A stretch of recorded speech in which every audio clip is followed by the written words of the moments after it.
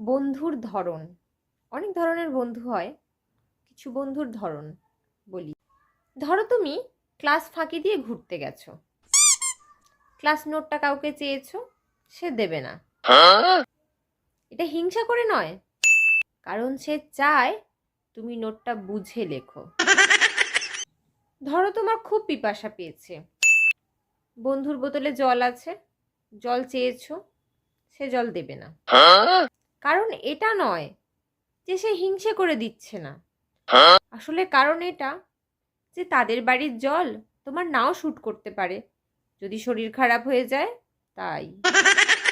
কিছু বন্ধু এরকম হয়, ধরো ক্লাস থেকে বেরিয়েছে, সে কিন্তু তোমার সাথে যাবে না, তোমাকে একা যেতে হবে।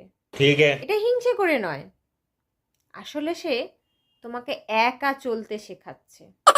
ধরো তুমি পরীক্ষার হলে একটা আনসার জানতে চেয়েছো, সে কিন্তু বলবে না।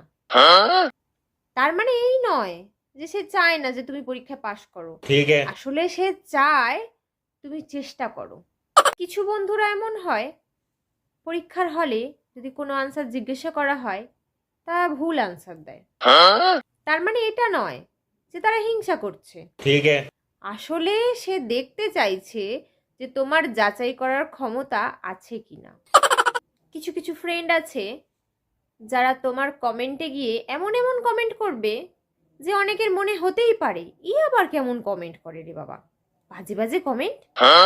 আসলে কিন্তু সেটা নয়, ঠিক আছে, আসলে তারা তোমাকে ভাইরাল করতে চাইছে। কিছু ফ্রেন্ড আছে যারা অনেক প্ল্যানিং প্রোগ্রামিং করবে কোথাও ঘুরতে যাওয়ার জন্য, কিন্তু যাবে না, ঠিক আছে, আসলে তারা তোমাকে দেখাতে চায় যে কতগুলো টাকা জলে যাচ্ছিল, বাঁচিয়ে দিল। কিছু ফ্রেন্ড এমনও হয়, ধরো কোনো মেলায় গিয়েছো, দেখা হয়ে গেছে, সে অনেক গল্প করবে, কথা বলবে, কিন্তু কোনো কিছু কিনে খাওয়াবে না। তার মানে এটা নয় যে তারা তোমাকে খাওয়াতে চায় না, ঠিক আছে, আসলে বাইরের খাবার খেয়ে যদি তুমি অসুস্থ হয়ে পড়ো তা।